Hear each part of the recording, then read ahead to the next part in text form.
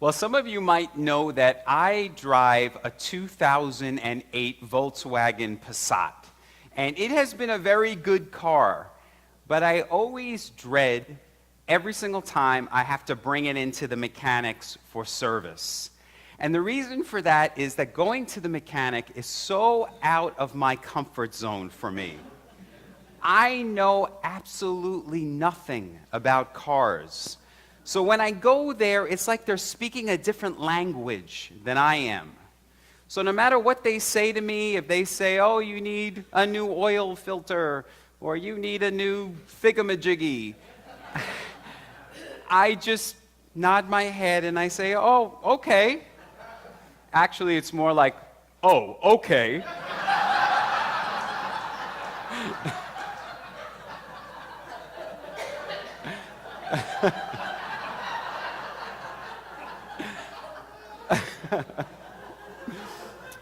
Well, for over a year now, there has been a warning light on my dashboard. It's the one that looks like the little oil can.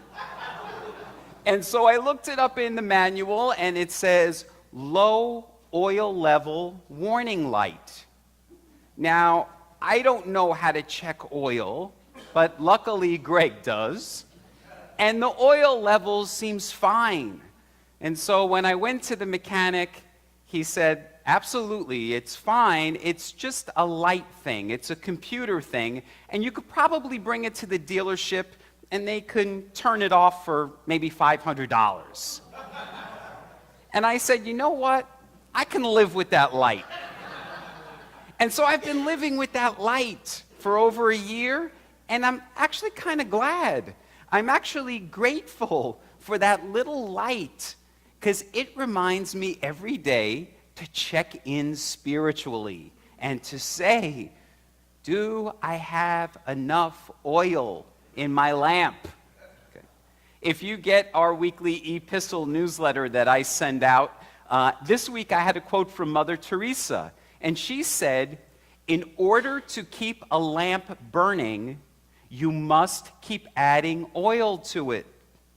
And of course, she was talking symbolically, spiritually, about our inner lamp, our spiritual light.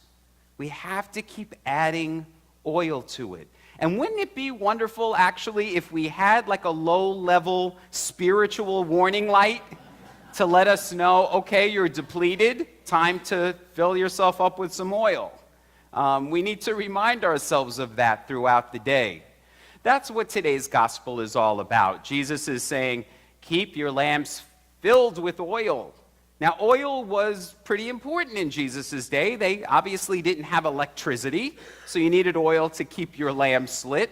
But oil was also used to anoint the sick. It was used to welcome dignitaries into your home. And of course, for Jewish people like Jesus, it was used to keep the temple menorah lit. Now, exactly 1 month from today is the first day of Hanukkah. And Hanukkah, of course, is the festival of lights. And what the Jewish people are celebrating is that miraculous day in their history when just a very, very small amount of oil was able to keep the menorah in the temple lit for 8 days. So, for the ancient Jewish people of Jesus' day, oil was symbolic. It represented the Spirit of God, the presence of the divine. That's what Jesus is using in this parable of the 10 bridesmaids, that symbol of oil in the lamp. Now, some of you may not be familiar with this parable. It's not really one of the real famous ones, and it's a little bit confusing. There are these 10 bridesmaids, and 5 of them are wise. They have enough oil with them, and 5 of them are not. And when the bridegroom comes, the 5 who had enough oil, they get to go to the wedding, and the other 5, of course, do not. So what in the world does this mean for us today? Well, Jesus, as we know, taught in these parables. They were made-up stories. They weren't about real people, and Jesus did that on purpose because the parables were always about us. So every single person in this room and in the friendship hall, regardless of what your gender identity is, we're all the bridesmaids in this story. And so we have to think to ourselves, am I the foolish bridesmaid or am I the wise one? And hopefully, you're the wise one. You're the one that keeps replenishing yourself with this oil each day. Symbolically, you keep filling yourselves with the presence of God, the Spirit of the divine, so that you don't get depleted. And if so, you get to go to the wedding banquet. Now, what does that mean? Well, I've talked about this with you before, and I know it's confusing. But if you can get this, it is the key to the spiritual life. Whenever Jesus talks about a wedding, it means the union of the lover with the beloved. It is the union of the human with the divine. It is the two becoming one. Weddings represent symbolically our becoming one with the one. That's the key to the spiritual life.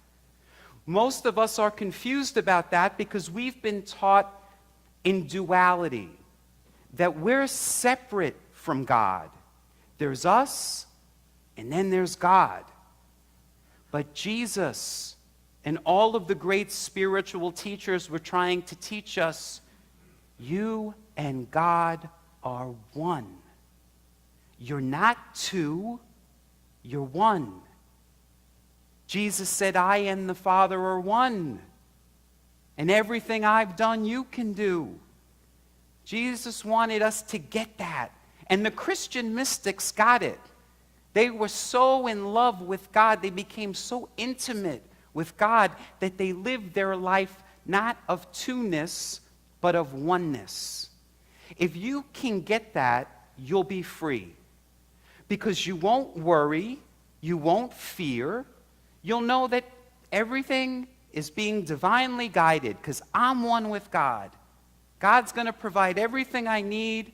I don't need to worry. I don't need to fear. I can totally trust because I live joined together, yoked together, married together with God.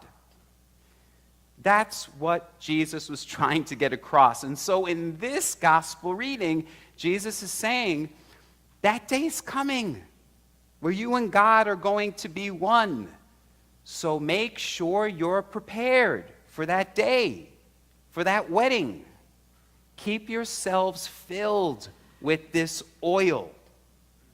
Now, the time of year we're in is a perfect reminder of preparation, because we're all preparing for the winter.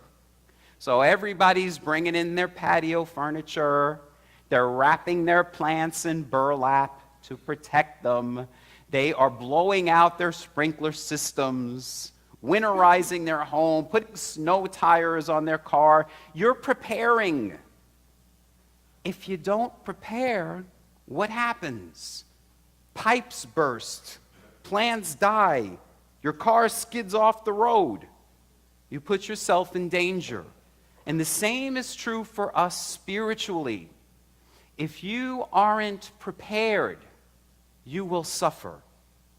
You will be like the foolish bridesmaids who weren't prepared. You will not get to experience fully this union, this oneness with God. Now, 3 weeks from today, we begin the season of Advent. And Advent is just this. It is a season of preparation for the light. And what we're supposed to be doing every day in Advent is filling our lamp so that at Christmas we can experience the oneness with the light. That's what we're celebrating at Christmas. I told you before, we're not celebrating the birth of the baby Jesus. The baby Jesus was already born over 2,000 years ago. That baby's not being born again this Christmas. But the light is being born in you. in you. That's your inner lamp. That's what Mother Teresa meant. Keep adding oil to that inner lamp, and then you will become a flame with this light of the Christ, with this love of God. That's what we are giving birth to each Christmas. And so Advent helps us to prepare. And so all of you are going to receive the Sunday before Advent a calendar from the United Church of Christ. And it is an Advent calendar, and it is going to give you ideas for every day in Advent for how you can fill your lamp with oil so that you can experience this Christmas, that oneness that Jesus was talking about, that union, that oneness with God. Now, Carl Jung gave a quote about the meaning of human existence. He said, the sole purpose of human existence is to kindle the light in the darkness of mere being. That's the sole purpose for our being, is to kindle the light in the darkness of just mere being. As I mentioned at the top of the service, most people are just going through the motions. They're just sleepwalking through life. They're not awake. They're walking in darkness. And Carl Jung was saying, kindle the light. That's your sole purpose, S-O-L-E. But I say it's also your soul's purpose. It's your soul's purpose to kindle the light, or as it says in the front cover of your bulletin today, to tend to God's light. Jesus said, you are the light of the world. The kingdom of heaven is within you. And your purpose for being is to kindle that light, to tend to that light. So that's my question for you as we're approaching the Advent season. How are you kindling your light? How are you tending your light? How are you putting oil in your lamp? Well, we can do it through our daily prayer practice, as we heard in our words of integration. We can have prayer, meditation each day, spiritual reading each day, doing something of service each day, mindfulness practices throughout the day. We also can fill our lamps by always looking for the good in every situation. If God is everywhere, if God is always with us, if we are one with God, then there is good, there is God in every situation. We need to look for the good, look for the God. We also fill our lamps by expressions of gratitude. I've shared with you before how life-changing it was for me to keep a gratitude journal each day. You start focusing on the good. You give gratitude. It fills your lamp. So what we want to do is keep awake, as Jesus says at the end of this lesson. Keep awake. Be attentive. God is always with you, and God is within you. Pay attention. Keep awake. Don't fall asleep. The light is on its way. So let us, as we approach this season of Advent, let us prepare ye the way. Prepare the way, for the light to be made manifest. And as we approach Christmas, we experience not only the divine becoming human, but the human becoming divine. Namaste.